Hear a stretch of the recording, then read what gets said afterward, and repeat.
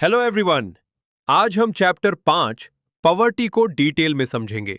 इस वीडियो में हम poverty line, relative poverty, Tendulkar committee के एक्सपेंडिचर क्राइटेरिया और रिलेटिव पॉवर्टी को मेजर करने की मेथड को रियल लाइफ एग्जांपल्स के साथ क्लियर करेंगे। इस एक्सप्लेनेशन के बाद आपको कोई डाउट नहीं रहेगा। Question 1, what is poverty line? Poverty line एक मिनिमम इनकम लेवल होता है जो गवर्नमेंट डिसाइड करती है। ये बताता है कि एक व्यक्ति को बेसिक नीड्स जैसे खाना, कपड़ा, घर, पढ़ाई और इलाज के लिए कितनी इनकम की जरूरत है। अगर किसी व्यक्ति की इनकम इस मिनिमम लेवल से कम होती है तो वह पॉवर्टी लाइन के नीचे माना जाता है। स्ट्रॉन्ग एग्जाम्पल, मान लो गवर्नमेंट ने डिसाइड किया कि एक व्यक्ति को बेसिक लाइफ जीने के लिए 1,200 रुपए पर मंथ की जरूरत है। अब दो व्यक्ति हैं। राहुल की इनकम 900 रुपए पर मंथ है। अमन की इनकम 1,500 रुपए पर मंथ है। राहुल पॉवर्टी लाइन के नीचे आएगा क्योंकि उसकी इनकम 1,200 रुपए से कम है। अमन पॉवर्टी लाइन के ऊपर माना जाएगा। यानी पॉवर्टी लाइन एक डिवाइडिंग लाइन है जो पुअर और नॉन पुअर को अलग करती है। Question 2, explain the concept of relative poverty. Relative poverty comparison पर बेस्ड होती है। इसका मतलब यह नहीं कि व्यक्ति के पास खाना नहीं है। रिलेटिव पॉवर्टी तब होती है जब किसी व्यक्ति की इनकम सोसाइटी के एवरेज इनकम से काफी कम हो। यह इनकम इनइक्वालिटी को दिखाता है। स्ट्रॉन्ग एग्जाम्पल, मान लो एक शहर में एवरेज इनकम 22,000 रुपए पर मंथ है।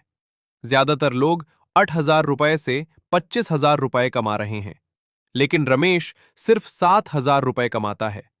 रमेश भूखा नहीं है, उसके पास घर भी है, लेकिन वह सोसाइटी के एवरेज लाइफस्टाइल तक नहीं पहुंच पा रहा। इसलिए रमेश रिलेटिव पुअर माना जाएगा। यहां कंपैरिजन इंपॉर्टेंट है, एब्सोल्यूट सर्वाइवल नहीं। Question 3, which expenditure is include by Tendulkar committee? India में पॉवर्टी को मेजर करने के लिए तेंदुलकर कमिटी ने इंपॉर्टेंट रिकमेंडेशन दी थी। पहले पॉवर्टी सिर्फ कैलोरीज पर मेजर होती थी, मतलब कितना खाना मिल रहा है।